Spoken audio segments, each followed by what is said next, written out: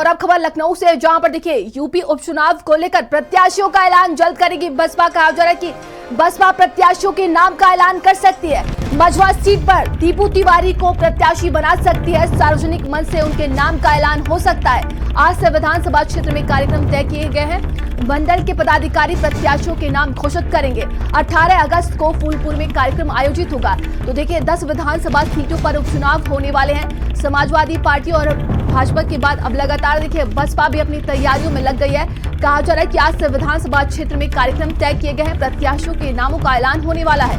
मंडल के पदाधिकारी प्रत्याशियों के नाम घोषित करेंगे। तो बहुजन समाज पार्टी देखिए उपचुनाव को लेकर तैयारियों में लग गई है। 18 अगस्त को फूलपुर में कार्यक्रम आयोजित होगा। ये बड़ी खबर लखनऊ से है, जहां पर देखिए यूपी उपचुनाव को लेकर प्रत्याशियों का जल्द ऐलान किया जाएगा बसपा की तरफ से। कहा जा रहा है कि बसपा प्रत्याशियों के नामों का ऐलान कर सकती है। और सहयोगी संजय हमारे साथ लगातार बनी हुए हैं। संजय देखिए कहा जा रहा है कि बहुजन समाज पार्टी जल्द ही अपने प्रत्याशियों के नामों का ऐलान करने वाली है। क्या कुछ अपडेट है?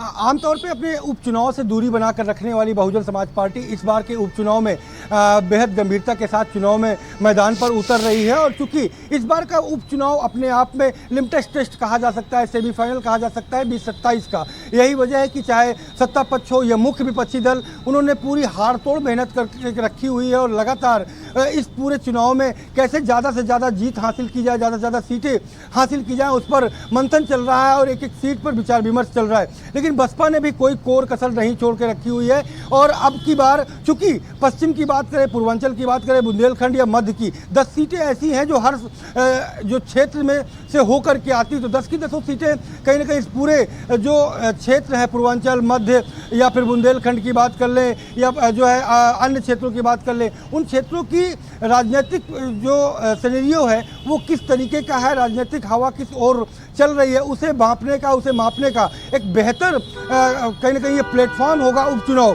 तो ऐसे में बसपा भी लगातार उस चुनाव में मेहनत कर रही है। और अब आज ये कहा जा सकता है कि वो विधानसभा वार और जो कैंडिडेट की नामों की घोषणा है वो शुरू कर देगी। तो ऐसे में भदोही की अगर बात करें, मिर्जापुर की मझवा सीट की वहाँ से बात करें तो दीपू तिवारी को प्रत्याशी के तौर पर उतारा जा सकता है। वहीं अगर बात करें फूलपुर में कार्यक्रम आयोजित किया जाएगा।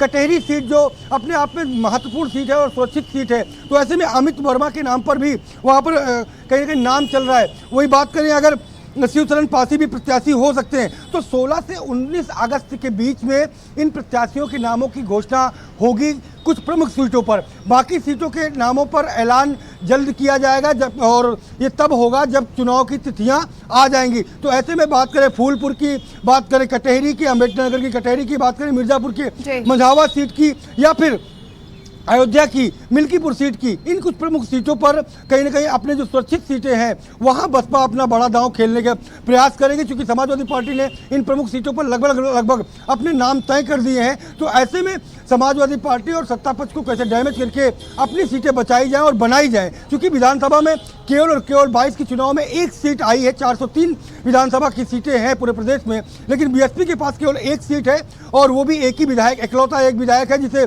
टिकट लगा के देखने की जरूरत पड़ती है। तो ऐसे में परफॉर्मेंस कितनी बेहतर हो उसको लेकर के बीएसपी लगातार प्रयास कर रही है। जी नंदिनी। जी बिल्कुल संजय, देखिए अगर बसपा पार्टी की बात की जाए, काफी लंबे समय बाद वो उपचुनाव में उतर रही है एक नई रणनीति के तहत। हालांकि लोकसभा चुनाव में बेहद ही खराब प्रदर्शन रहा, लेकिन ये देखने वाली बात होगी कि उपचुनाव में कितनी कामयाबी हासिल होती है।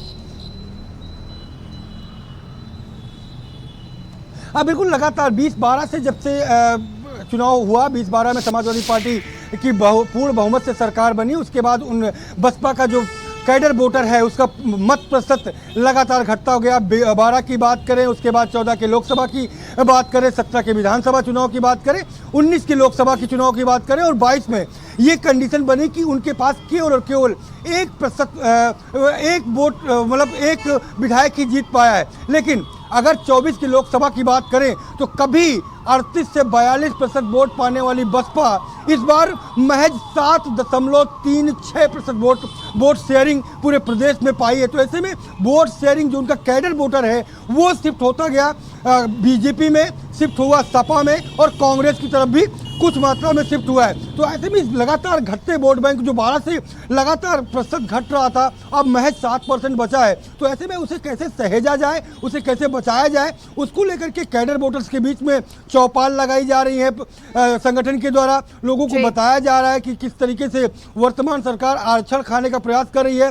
सुप्रीम कोर्ट के द्वारा जिस तरीके से आरक्षण के अंदर आरक्षण की प्रक्रिया को लेकर के फैसला लिया गया है, उस पर भी पटाक्षेप करते हुए बीजेपी कहीं ना कहीं बीएसपी नजर आ रही है। गांव-गांव में उसकी भी तैयारी चल रही है। देखना दिलचस्प होगा कि उपचुनाव में इतने गर्द में जा चुकी बीएसपी आखिरकार अपने को कैसे उबारती है। जी नंदिनी, तमाम जानकारी के लिए बहुत बहुत धन्यवाद आपका।